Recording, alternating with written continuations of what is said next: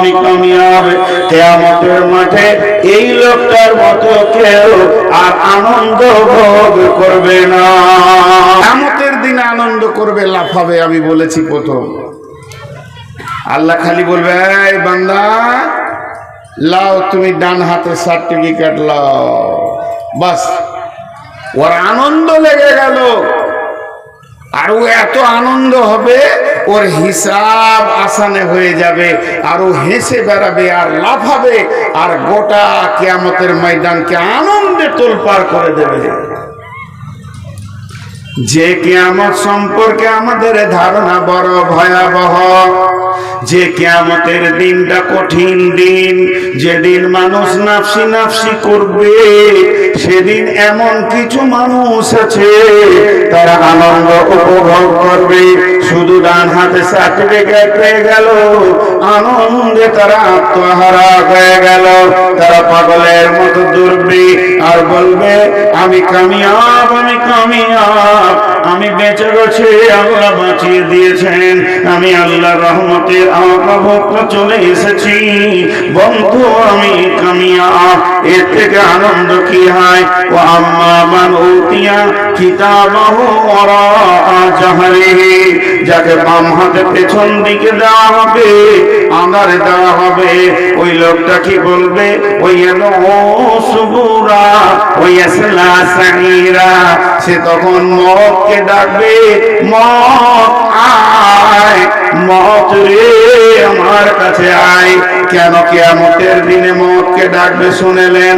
ও তখন ব্রেনকে কাজে লাগাবে।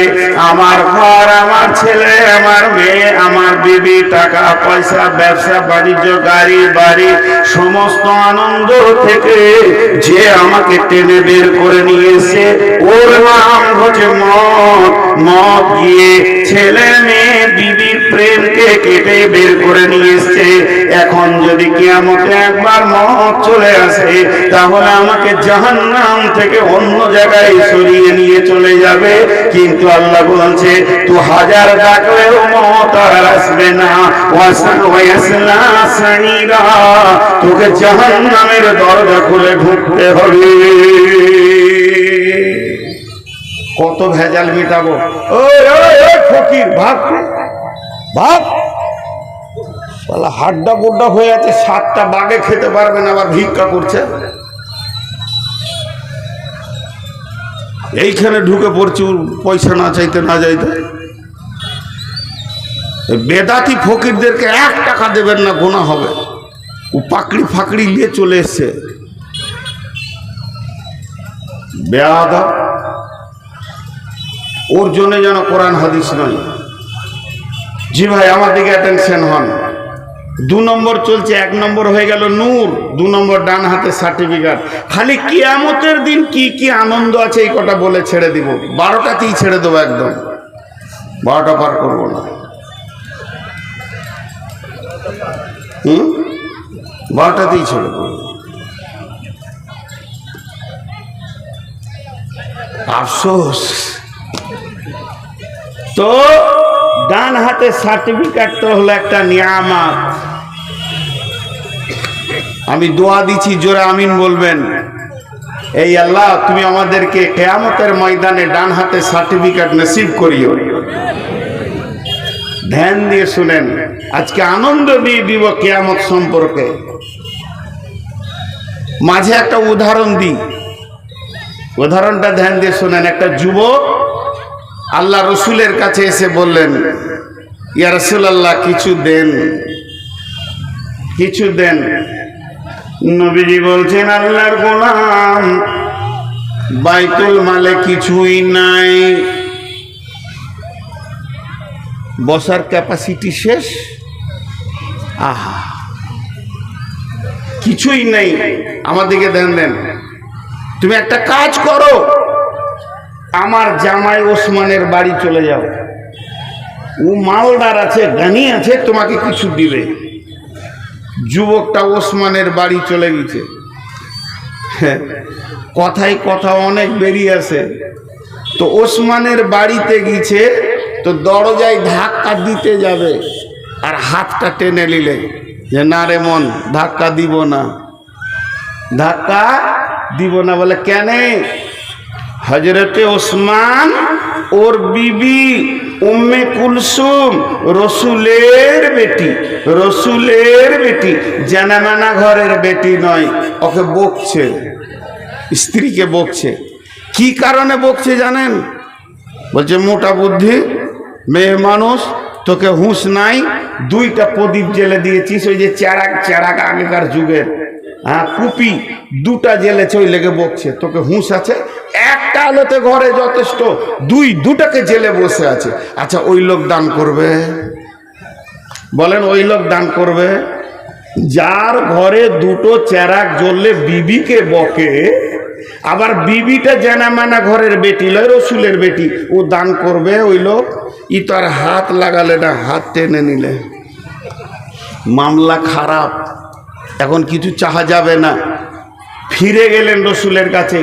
রসুল বলছে দেখি তোমার চাদরটা ওসমান কি দিয়েছে? বলছে হুজুর মামলা বড় খারাপ, আপনার বেটিকে হুঙ্কার মারছে, দুটো চেরাক, দুটা প্রদীপ জ্বেলেছে, দুটা বাতি জ্বেলেছে এর জন্যে।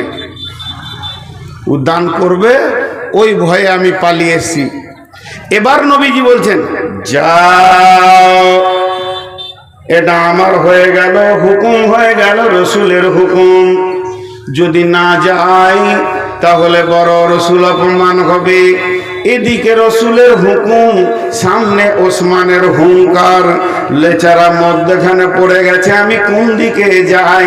দেখলো রসুলের হুকুমটা রাখি, আস্তে আস্তে ওসমানের দরজায় গেল। যখনই ধাক্কা দিয়েছে, হযরতে ওসমান ভিতর থেকে বলছে বন্ধু কে? আমি আসছি, তুমি দাঁড়াও। যে দরজাটা খুলেছে, সঙ্গে সঙ্গে যুবকটি বলছে ও ওসমান গনি, রসুলের জামাই, আমি আসিনি, আমাকে রসুল পাঠিয়েছেন। এটা বলার মানে যেন হুঙ্কারটা কম হয়। শ্বশুরের নাম দিয়ে বলছে, বলছে নবীজি কেন পাঠিয়েছেন তুমি বলো। তখন বলছে নবীজি পাঠিয়েছেন, আমি কয়েকদিন ছেলে মেয়ে নিয়ে খেতে পাইনি, আপনার কাছে কিছু মাল থাকলে আমাকে দেন। হযরত ওসমান টুকরি করে মাল নিয়েছে, একবার দিলেন, দুইবার দিলেন, তিনবার দিলেন, বাস বাস বাস বাস হয়ে গেল। মালটা কোলে নিয়ে বলছেন হযরত ওসমান গনি, ও রসুলের জামাই, আমার দিলের ভিতরে একটা সওয়াল পয়দা হয়েছে, একটা আমার প্রশ্ন এসে গেছে, প্রশ্নের উত্তরটা দিলে বড় খুশি হতাম। বলে তোমার আবার কি প্রশ্ন?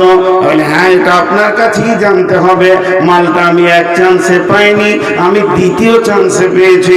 হযরত ওসমান বলেন ও আল্লাহর গোলাম, আমি তো তোমাকে ফিরিয়ে দিইনি। বলে না, আমি নিজে নিজেই ফিরে গেছিলাম, একটু আগে এসেছিলাম, আপনি আপনার বিবিকে বকছিলেন দুটি প্রদীপ জ্বালানোর কারণে, আর এখন দেখছি এতগুলি মাল দান করেছেন। তো আমার বুঝে আসছে না কেনই বা বিবিকে বকছিলেন, আর কেনই বা এতগুলো মাল আপনি দান করতে পারলেন। যে লোকটা এতগুলো মাল দান করতে পারে, ওই লোক আবার কেন বিবিকে বকে?